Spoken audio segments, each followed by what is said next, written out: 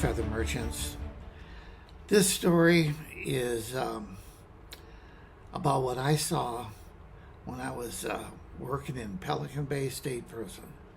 And as most of you know, I spent 17 years with the California Department of Corrections, with a little over 16 years inside Pelican Bay State Prison when it really rocked. And any of you guys that are gang members or strive to be gang members, you need to pay attention to this. This is, I'm going to give you 5 reasons why you do not want to come to prison, and unless you're into man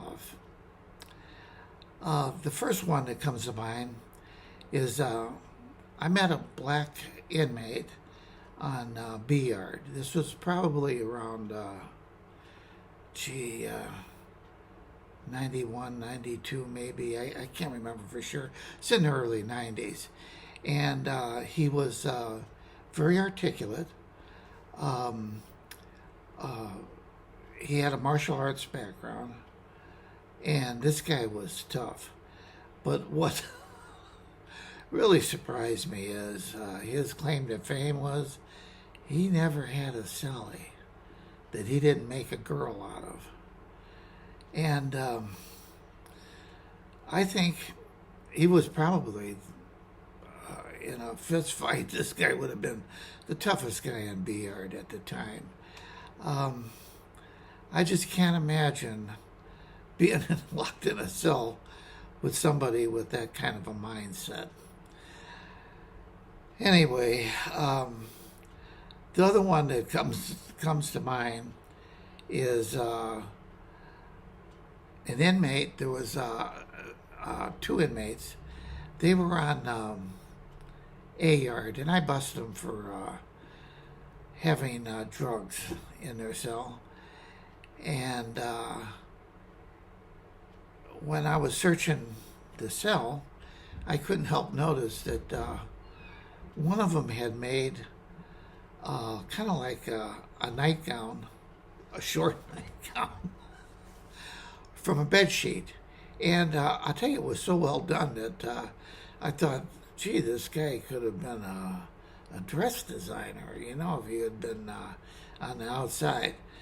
But anyway, what these 2 guys were doing, the one would dress up in the little nightgown that he made out of a bed sheet, and he used 2 rubber gloves that he had filled with water, and he would put them inside the little nightgown and secured them in there where they looked like boobies.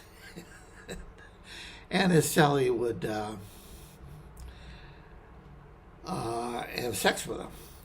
Well, anyway, make a long story short, after I got them, busted them for drugs in their cell, they were going to be, they had a chance to be celled up together again. And I asked the guy that had been wearing the nightgown, I said, do you want to cell up with your cellie again? And he says, no, don't.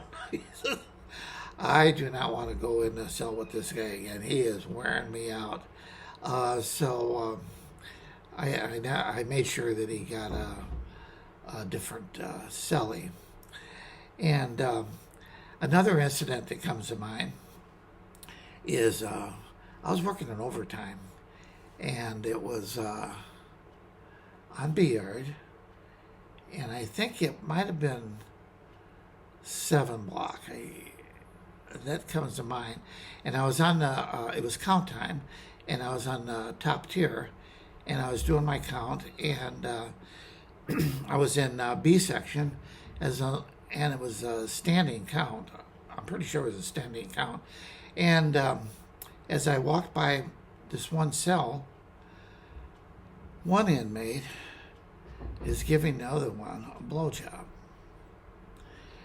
And of course, this disrupted my count.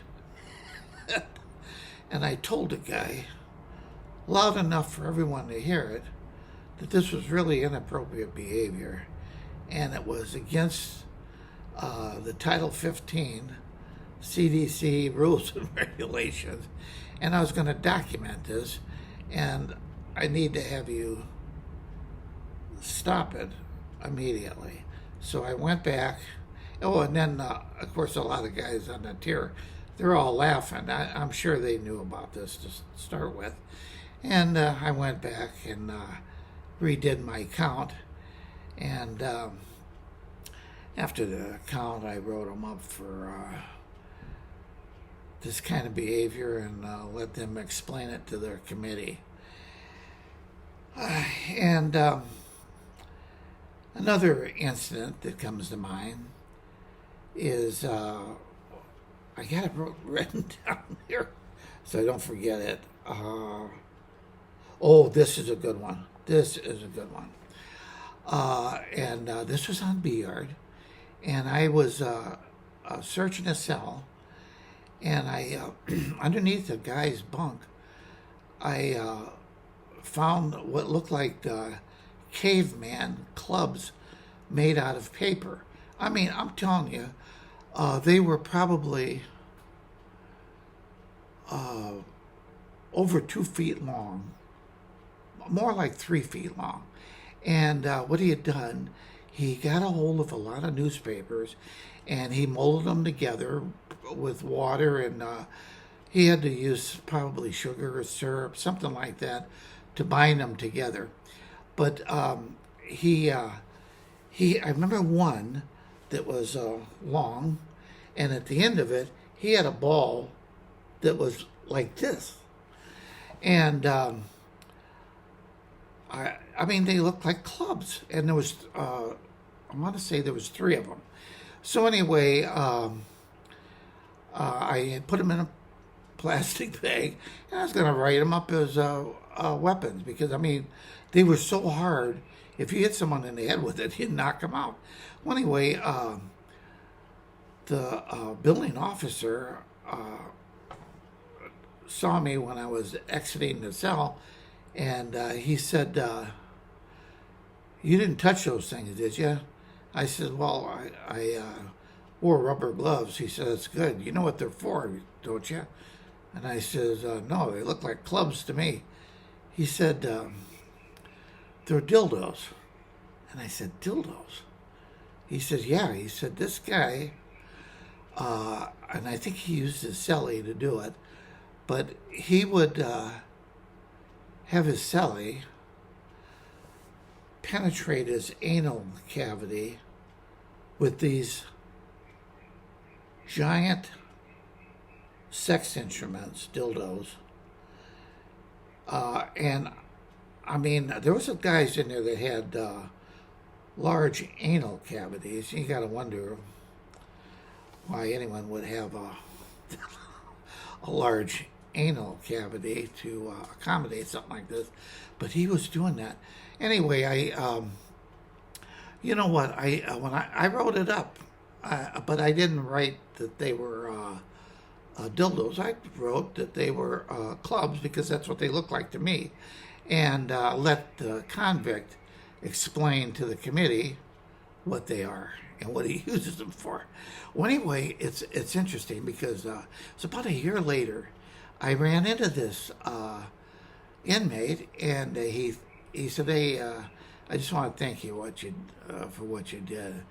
And I thought, well, what did I do? He said, "You know, when you wrote me up for those dildos." And I said, "Oh, yeah, I remember that." He said, "You know, that was a really sick addiction I had, and and then when I had to go in front of the committee and explain to him about it, that I decided that I was going to stop doing it, and I just want to thank you for that." And I thought, well, that's interesting. And I thought, well, that's good for you, you know. And the worst one that I came across is I was working on I had a yard crew on B Yard at the time. And at times, because work change was shorthanded, that when the inmates were being processed through work change after their job in optical and so forth, they would walk through a metal detector and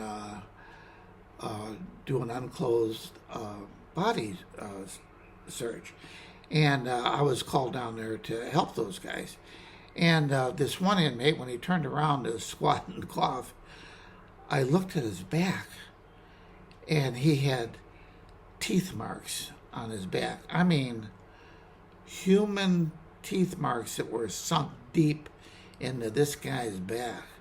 So I told him, I says, you get dressed. I said, don't go anyplace.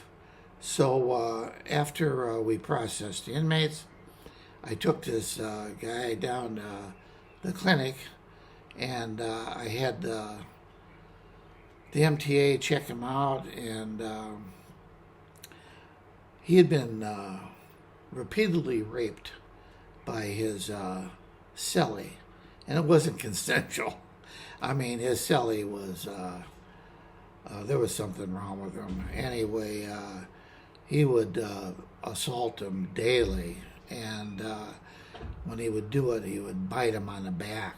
And so I wrote it up and submitted it to the DA, and they picked up the case, and we went to court, and we were in the prelim, and I told the victim, I said, this is your chance to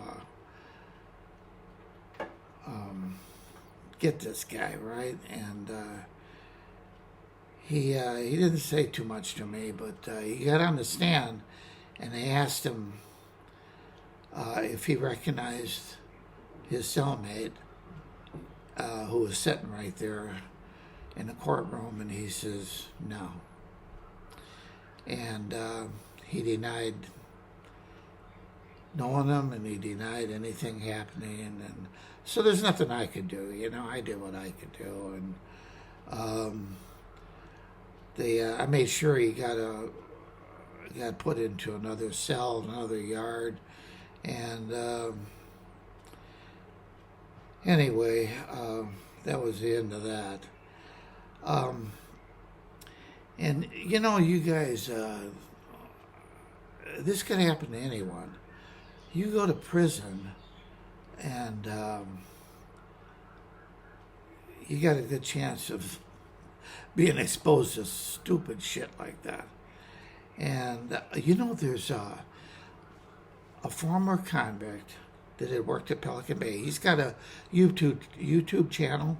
His name's Dubs, D-U-B-S, and he has a very good channel. And he talks a lot about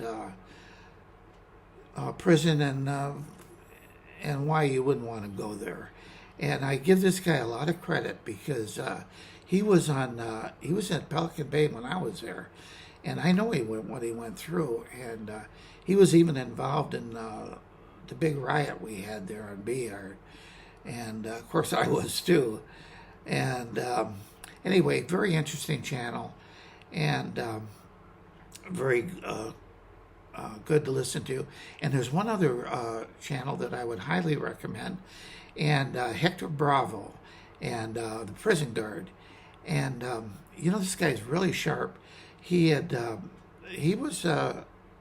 into the corrections after I retired, and he rose up to the ranks, made lieutenant, and was actually a public relations officer, which tells me he's a pretty sharp guy.